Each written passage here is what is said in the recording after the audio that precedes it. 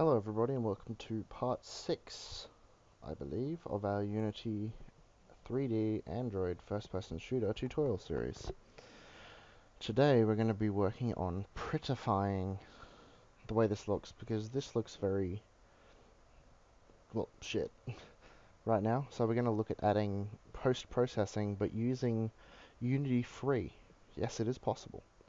So I will provide this link in the description. This amazing person called The Blur has created image effects for Unity free, and they're 100% free, so just grab this one. I've been looking around for a few other ones, still haven't tested these, but this one's been working perfectly fine. So we'll just jump into Unity 3D. As you can see, it's where we left off. So what we're gonna want to do is, to start off, we're gonna want to disable all the combined children, because that was just stupid of me. And we're just gonna leave those all off for now.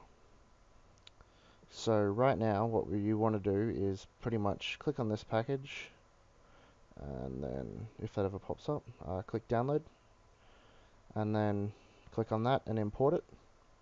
You'll end up with a folder called image effects. In here you got all your shaders, stuff like that, and a manual if you wish to read it.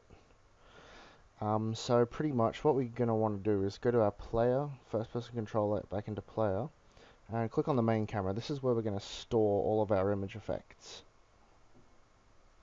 So pretty much what we're going to want to do is go on to, first off, the most basic type of image effect is bloom. So you're just going to want to drag it on, and as you see, you can't see anything in the actual inspector, but if you run the game and Uncle Swarm goes away, you can see that if we turn this up, it adds sort of a bloom effect. So we'll find a number that actually looks quite nice. So say, I was dealing with 0.9, wait no, 0.7 before, and they look quite nice. So just jump out, and then just put in here 0.7. So I didn't test anything else like motion blur, so I'll have a look at that right now.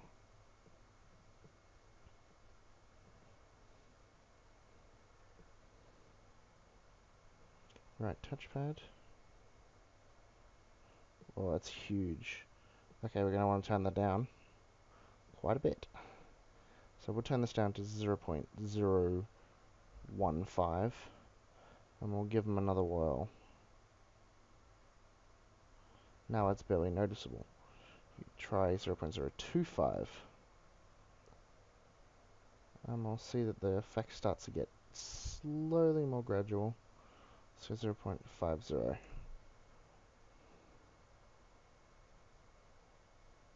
And as you can see there, you can sort of see a motion blur. I'm not sure how many draw calls it's taking up. Not that many, which is pretty good. So we'll see what we had it on. We had 0.05. So 0.05.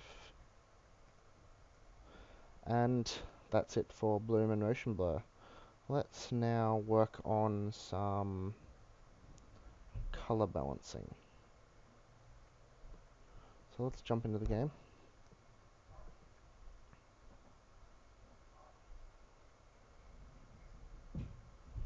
And sorry about the background noise. Does this actually work?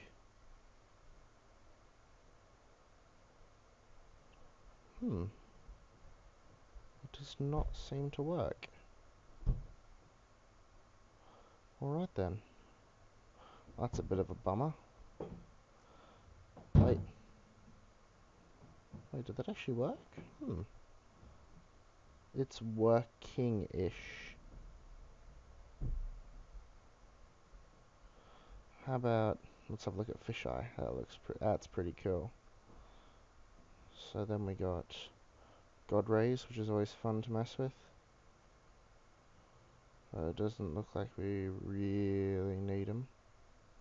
At least not yet. So that should be good for prettifying that.